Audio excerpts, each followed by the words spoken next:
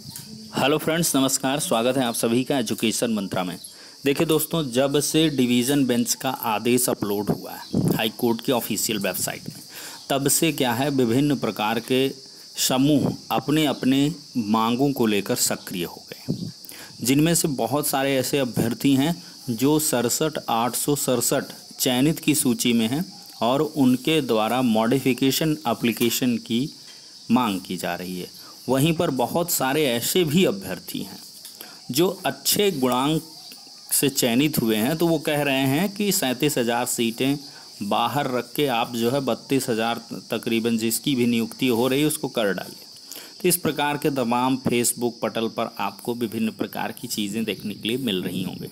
तो खैर, सबकी अपनी अपनी डिमांड है और बहुत सारे अभ्यर्थी अपना क्या है, सुप्रीम कोर्ट की ओर रुख कर रहे हैं कि उत्तर कुंजी मामले को सुप्रीम कोर्ट में ले जाया जाए।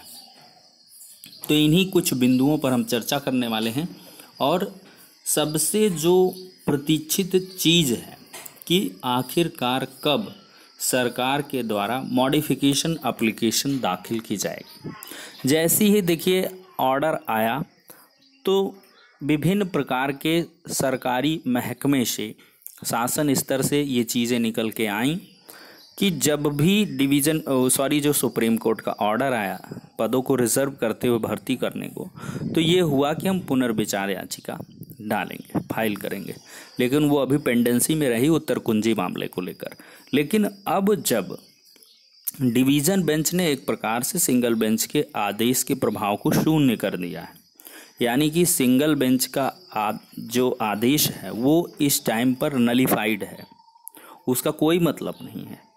और ये तब तक मतलब नहीं है जब तक कि पेंडेंसी है, क्योंकि क्या हुआ है, ये 1 हफ्ते में उनको जो है नोटिस इशू हुआ है, फिर इसके बाद 10 हफ्ते के अंदर वो अपना जवाब वगैरह दाखिल कर सकते हैं। ऐसा जो है आपने ऑर्डर के अंतर्गत देखा भी होगा। तो कुल मिलाकर ये चीज़ें हैं कि जब तक डिवीज़न बेंच उत्तर कुंजी मामले पर कोई भी आदेश नहीं देती है तब तक भर्ती प्रक्रिया जारी रहेगी, मतलब किसी प्रकार की कोई भी रोक टोक नहीं रहेगी।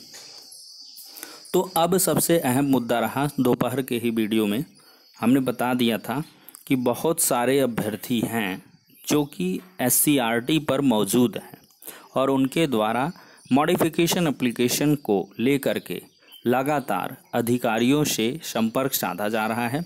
और देखिए, ऐसी चहलकदमी भी शासन स्तर से गोपनीय सूत्रों के माध्यम से निकल के आ रही है कि आज या कल कंफर्म मॉडिफिकेशन एप्लीकेशन दाखिल कर दी जाएगी सुप्रीम कोर्ट में। तो सबसे पहले तो देख लेते हैं कि 67,867 चयनित अभ्यर्थियों ने मॉडिफिकेशन एप्लीकेशन के लिए किस प्रकार का कैसा ज्ञापन सौंपा है और उसमें क्या कुछ प्रमुख बिंदु रखे हैं। देखिए, यहाँ पर ज्ञापन है सेवा में अपर मुख्य सचिव बेसिक शिक्षा लखनऊ उत्तर प्रदेश। देखिए, 69,000 शिक्षक भर्ती के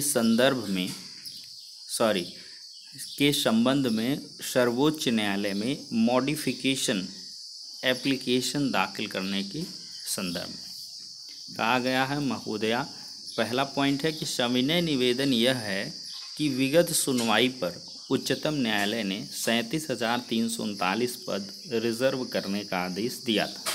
इस पर पुनर्विचार के लिए उच्चतम न्यायालय में सरकार की तरफ से मॉडिफिकेशन अपील दाखिल की जाए, यही समस्त अभ्यर्थियों का निवेदन है।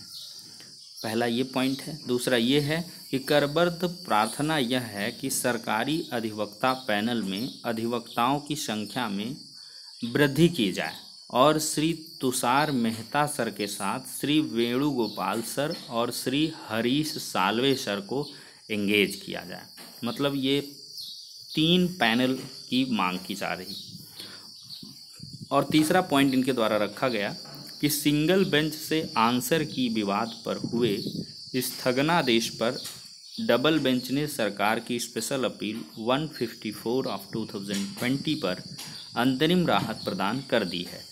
इसलिए सविनय प्रार्थना है चयनित सूची के समस्त 67,867 अभ्यर्थियों के प्रपत्रों की जांच व काउंसलिंग प्रक्रिया पूर्ण करा ली जाए।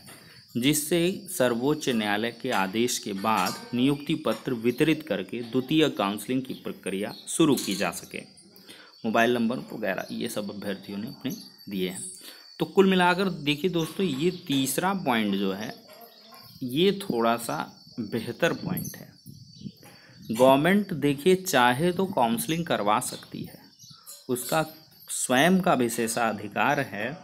जो चयनित अभ्यर्थी हैं उनके दस्तावेजों का सत्यापन करवा सकती हैं और इसके बाद जो सर्वोच्च न्यायालय का आदेश है उसके अनुपालन में अपना जो है रिक्रूटमेंट प्रोसेस कंप्लीट करें, अपॉइंटमेंट लेटर दें। ये हो सकता है, लेकिन इसकी संभावना बहुत कम है कि कोई भी आदेश जब तक ना आए तब तक गवर्नमेंट जो है काउंसलिंग करवाए, ये मुश्किल है। तो अब कुल मिलाकर पूरा का पूरा जो दारोमदार है दोस्तों वो मॉडिफिकेशन एप्लीकेशन पर है। पूरी उम्मीद है कि कल मॉडिफिकेशन एप्लीकेशन दाखिल कर दी जाएगी और एक मजबूत पैनल के साथ अवश्य ही शासन स्तर से एक रणनीति होगी कि उसके साथ जाया जाए, जिससे कि चूँकि आखिरी प्रयास होगा, ये मॉडिफिकेशन एप्लीकेशन पर आखिरी प्रयास होगा, पुनर्विचार याचिका एक प्रकार से कह लें। तो इसमें अगर कोई उनके फेवर में जजमेंट आ जाता है तो अवश्य ही तीव्रतम ढंग से 69,000 शिक्षक भर्ती प्रक्रिया को कंप्लीट करा लिया जाएगा।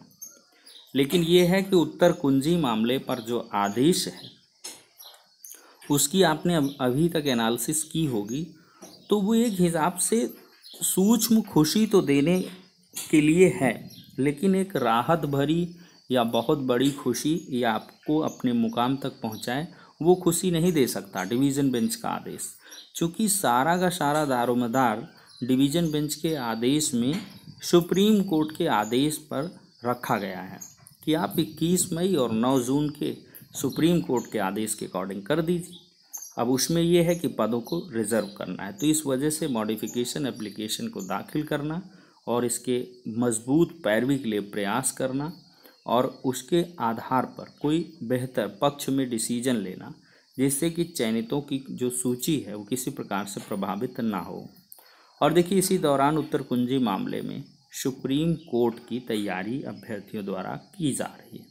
लगातार उनके द्वारा कहा जा रहा है कि डिवीज़न बेंच का जो आदेश है वो न्यायसंगत नहीं है उनके दृष्टिकोण से, और वो ये मांग करना चाहते हैं कि जब यूजीसी की रिपोर्ट के लिए सिंगल बेंच ने एक टाइम बाउंडेशन किया है, तो क्या इतनी जल्दी है कि बिना यूजीसी की रिपोर्ट आए ही स्थगनादेश पारित करके भर्ती प्रक्रिया को पूर्ण करा लिया जाए, जिसकी मामले की संवेदनशीलता को देखते हुए ही सिंगल बेंच ने स्थगनादेश पारित किया था कि जब तक यूजीसी की रिपोर्ट ना आ जाए तब तक हम भर्ती प्रक्रिया को जारी रखने की अनुमति नहीं दे सकते।